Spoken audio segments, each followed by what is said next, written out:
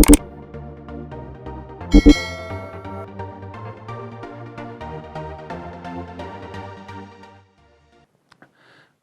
ونصلي على رسوله الكريم اما بعد فاعوذ بالله من الشیطان الرجیم بسم الله الرحمن الرحیم ان الله لا یغیر ما بقوم حتى یغیروا ما بانفسهم صدق الله العلی العظیم. قدرمنو لیدونکو اوریدونکو السلام علیکم ورحمت الله وبرکاتو.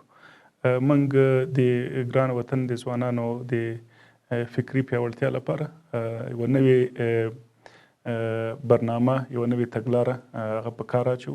کوشش کوو چې د ځانګړو درسونو له لارې نه د خپلو ځوانانو سره مرسته وکړو چې د دوی انرژي مثبته شي، د ګران وطن په پیاوړتیا، ځواکمنتیا، ځان بساینه او سوکالۍ کې مصرف شي.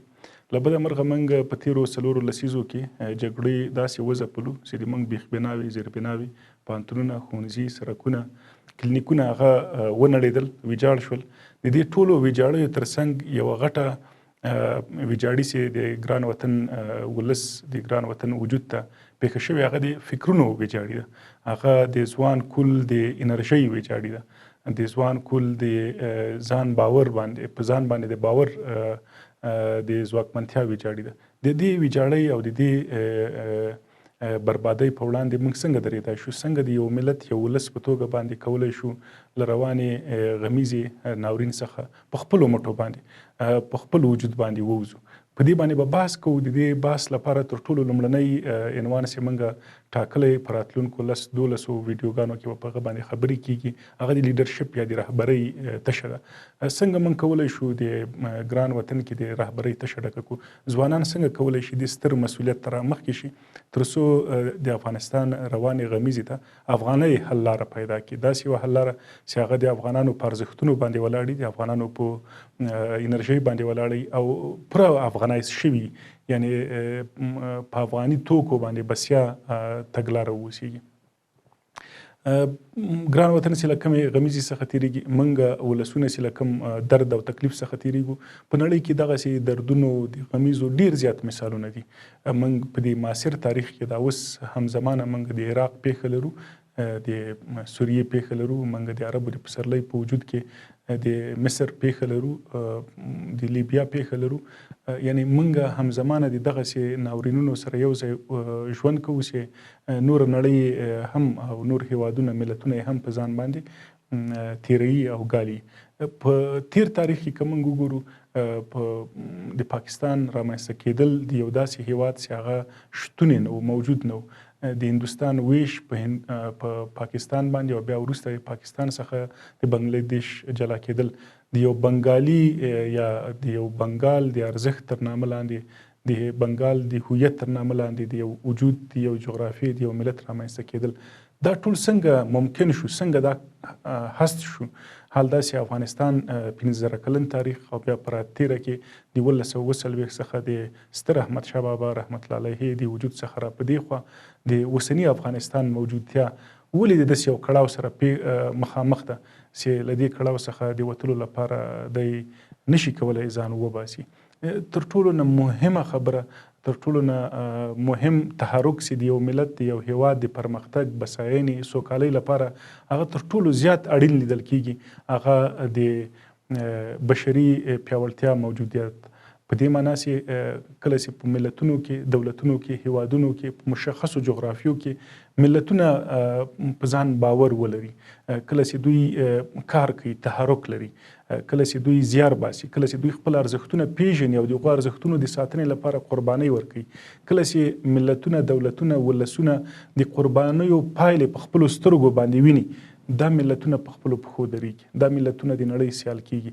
تاسې د آلمان مثال وګورئ، آلمان په دویمه نړیواله جګړه کې ماته خوري، په جاپان باندې اتومي وسله استعمالیږي، اتومي بم پې باندې اچول کېږي، یو نه دوه پې باندې اچول کېږي. مګر نن په 2019 کې دا دواړه هیوادونه د سترو قدرتونو، د سترو ځواکونو په توګه باندې په نړۍ کې پېژندل کېږي. حتی دوی د هغو هیوادونو سره چې په دوی باندې یرغلونه وکړل، د دوی سره یې جګړې وکړې، دوی ماته مات کړل په جګړو کې، د هغوی سره اوس بیرته سیالي کوي، د دوی ملت د دوی ولس سیالي ورسره کوي، خپلې ژبې ساتلي. په آلمان کې اوس هم الماني ژبه، الماني هویت هغه تر ټولو ستر ویاړ ده، سره د دې چې دوی د امریکا او د انګلستان په وړاندې ماتې وخوړله، د هغوی لنډمهالې غلامان پاتې شو، نیمه برخه یې د روس سره پاتې شوه، د روسانو غلامان پاتې شو، مګر هم د دوی هویت، د دوی ژبه، د دوی ارزښتونه بیرته پالل کېږي، ساتلی کېږي. جاپان ورته مثال، جاپان کې جاپاني ژبه ویل کېږي، په جاپاني ارزښتونو باندې ولاړه ټولنه لري. دوی سره د دې چې د غربي ټولنې یا د غربي کلتور برخه بللی کېږي، مګر هم دوی خپل شرقي هغه مشرقي ارزښتونه، د اسیا د وچې ارزښتونه هغه په ځان کې لري، کورنۍ ژوند کوي، یو بل سره پالي. دا ټول څنګه رامنځته شوي دي، څنګه ممکنه شوي دي؟ یوازینی لامل د رهبرۍ موجودیت. په افغانستان کې له بده مرغه له تېرو 4 لسیزو راهیسې سره د دې چې موږ ګڼې ویجاړۍ ولیدلې، ځینې موږ محسوسوو، ځینې نه محسوسوو، مګر په دې ټولو محسوسو نه محسوسو کې تر ټولو ستره محسوسېدونکې تشه هغه د رهبر نشتون ده. څنګه کولی شو موږ رهبر رامنځته کړو، څنګه کولی شو رهبر ولرو؟ په دې برخه کې د برنارد باس تیورۍ ډیر مهم اغیز لري. برنارد باس په 2000 کې وفات کیږي، هغه د یو ستر استاد په توګه باندې په رهبرۍ باندې متعدد کتابونه لیکي، متعدد ریسرچونه، تحقیقات کوي، او بل اخره په پایله کې دې ته رسیږي چې په نړۍ کې، د نړۍ په تاریخ کې رهبري یا رهبران یا لیډرشپ یا لیډرز دوی د 3 حالاتو څخه راټوکېدلي دي. 3 حالتونه یا 3 تیورۍ د دې سبب شوي دي چې موږ لیډران ولرو. لومړنی تر ټولو نه مهم تیوري یا اصل یا اساس بنیاد د رهبر د ایجاد لپاره هغه ایونت لیډرشپ ته، د پیښې د حادثې لیډرشپ ته. کله چې په یوه سیمه کې حادثه کېږي، پیښه کېږي، دا انساني بڼه ولري یا طبیعي الهي بڼه ولري، زلزله کېږي، سونامي راځي، طوفان راځي، سیلابونه راځي، یا هم جګړې کېږي، یرغلونه کېږي. په دې دواړو حالتونو کې دا پیښه د دې سبب ګرځي چې هغه ټولنه کې، په هغه ملت کې، په هغه ولس کې یو کس راوټوکېږي، راپورته شي او د دغه ناورین څخه د خپل ولس ملت ته ساتنه ورکړي، هغه وساتي، د هغوی مشرتوب وکړي او هغوی له دې پیښې څخه بریالي راوباسي. دغه ډول د لیډرشپ ته ایونت لیډرشپ وایي، د پیښې لیډرشپ، د حادثې لیډرشپ. ډیر زیات مثالونه یې موږ لرو. تر ټولو نه مهم مثال په ګران وطن کې موږ د احمد شاه بابا لیډرشپ کولی شو چې مثال ورکړو. افغانان چې د یرغلونو لاندې کېږي، کله چې صفویان په وار باندې کوشش کوي چې د افغانستان ستر ارزښتونه هغه تر سوال لاندې راولي، هغه تر خپلې خېټې لاندې راولي، دوی لښکرکښۍ کوي، تر هندوستانه پورې رسیږي، د افغانستان ګڼې سیمې نیسي.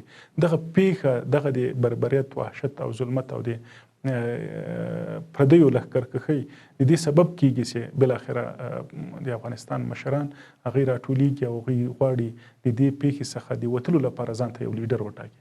دا لیډر یو ځوان د احمد په نامه باندې، د احمد خان په نامه باندې رامخکې کوي او دغه پیښه بالاخره د احمد خان احمد شاه بابا جوړوي. او احمد شاه بابا افغان ولس ته، افغان ستر ملت ته یو ستره ډالۍ وړاندې کوي چې هغه احمد شاهي وطن ده، لوی افغانستان ده. د نیلسن منډیلا بل مثال موږ د اپارتاید لرو. د اپارتاید پیښه، د توکم پالنې پیښه، د سپین پوستو برتري په تور پوستو باندې په سویلي افریقا کې د دې سبب کېږي چې تور پوستي راوچتېږي. په تور پوستو کې یو کس د نیلسن منډیلا په نام باندې هغه را بیداریږي، هغه راپورته کېږي، په ولس، په خلکو باندې غږ کوي چې تاسې څنګه د برترۍ سیاست په موږ باندې کوئ، تاسو څرنګه د انساني ارزښتونو د پښو لاندې کولو لپاره دلایل تراشئ. هغه د سپین پوستو د اپارتاید، د توکم پالنې په وړاندې رادرېږي او دغه پیښه بالاخره د یو عادي انسان، یو ستر انسان جوړوي. نیلسن منډیلا ته نه راځي. دویم ډیر مهمه تیوري چې برنارد باس په باندې بحث کوي هغه د کاریزماتیک لیډرشپ ده. کاریزماتیک لیډرشپ هغه د کاریزما، د اغیز خندلو لیډرشپ ته. د اغیز خندلو لیډرشپ په دې معنی باندې چې ځینې انسانان خدایي په جنیټیکي لحاظ باندې د کورنۍ څخه، د والدینو څخه د اغیز خندلو وړتیا، توان ځان کې پیدا کوي. دوی یا ښه څهره لري، یا ښه غږ لري، یا ښه کورنۍ کې رالوی شوي، ښه اخلاق لري، امینی، ریښتونی، صادقي په خپلو کړنو کې، او بالاخره د دې لارې نه دی په نورو باندې اغیز خندي او د دغه اغیز خندلو په واسطه باندې دی په هغه ټولنه کې، په هغه ملت کې، په هغه ولس کې لیډر کېږي. مخکې موږ د پیښې مثال د احمد شاه بابا د ژوند سره ونښله او موږ کولی شو د کاریزما مثال هم همزمانه د احمد شاه بابا د لیډرشپ د وجود سره ونښلو، ځکه هغه په کم عمرۍ کې اغیز درلوده. په هغه وخت کې د تورې د جرأت د دلاورۍ اړتیا په لیډر کې ډیره زیاته لیدل کېده. په دې معنا چې د افغانستان وجود خاوره د منګ ارزښتونه هغه تر برید لاندې و. داسې یو کس ته ضرورت و چې هغه په نورو انسانانو په نورو افغانانو باندې تاثیر خندلی وای تر څو یې راټول کړي وای او د دې ستر استعمار په وړاندې درېدلی وای. دا د احمد په وجود کې دا کاریزما موجوده وه او بالاخره دا کاریزما د دې سبب شو چې هغه په یو کاریزماټیک لیډر باندې بدل شو. د همدې کاریزما له لارې نه وکولی شوی لوی افغانستان رامنځته کړي. موږ په کاریزما کې د پیغمبر علیه السلام وجود تر ټولو نه ستر مثال لرو. هغه باوجود د دې چې په ټولنه کې د پیغمبرۍ د بعثت عمر لا نه و پوره شوی، په د باندې د پیغمبرۍ وحی نه و نازله شوې. دی په خپله ټولنه کې د امین په نامه پیژندل کېده، د صدیق په نامه باندې پیژندل، د رښتوني په نامه پیژندل کېده. په ده باندې خلکو باور کوه. خلکو په منځ کې چې به شخړه پیښه شوه، د شخړې د حل لپاره به راتلل او د پیغمبر علیه السلام څخه به پند نصیحت او د پرېکړې لپاره مرسته غوښته.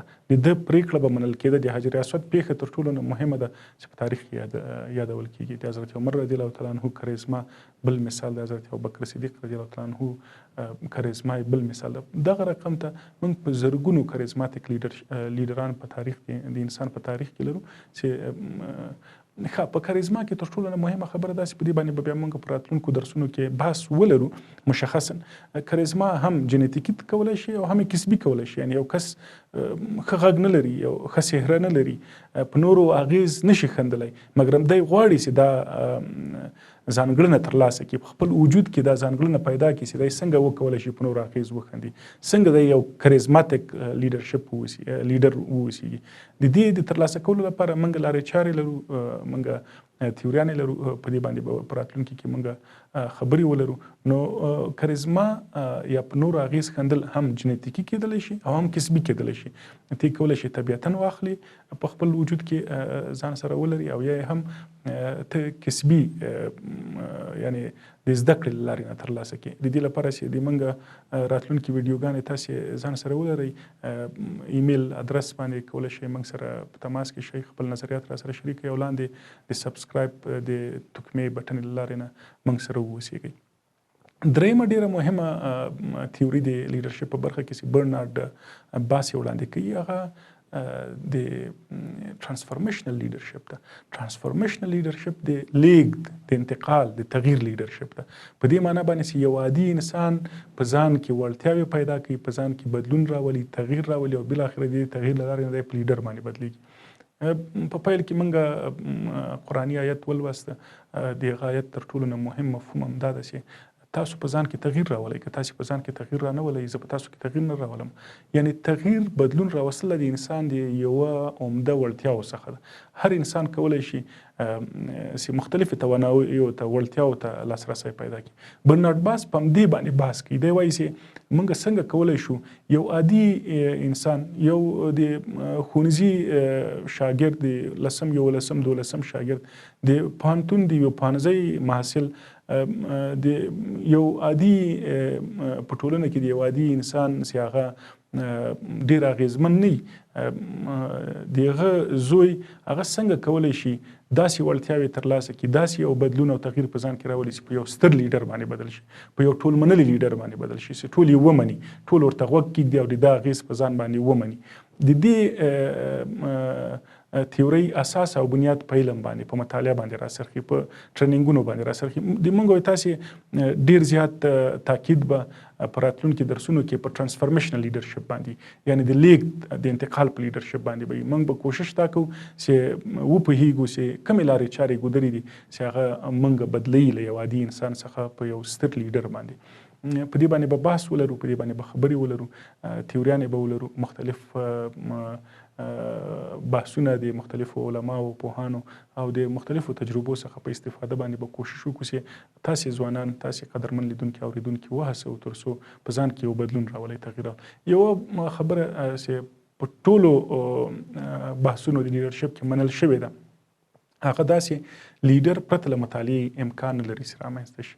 موږ او تاسې باید دوامداره مطالعه ولرو تر څو وکولی شو ځان له یو عادي انسان څخه په یو ستر لیډر باندې بدل کړو. مهمه خبره دا ده چې د لیډرشپ لپاره د زده کړې لپاره تاسو مثبت سوچ، مثبت فکر او په نورو د اغیز ښندلو لارو چارو ته لاسرسی پیدا کړئ. که دا کار مو په ځان کې او که دا وړتیا په ځان کې پیدا کړه، تاسې به نه یوازې ځان بدل کړئ بلکې ټولنه، راتلونکی او ګران افغانستان بدل کړئ. له موږ سره اوسئ. ډېره زیاته مننه. السلام علیکم ورحمة الله وبرکاته.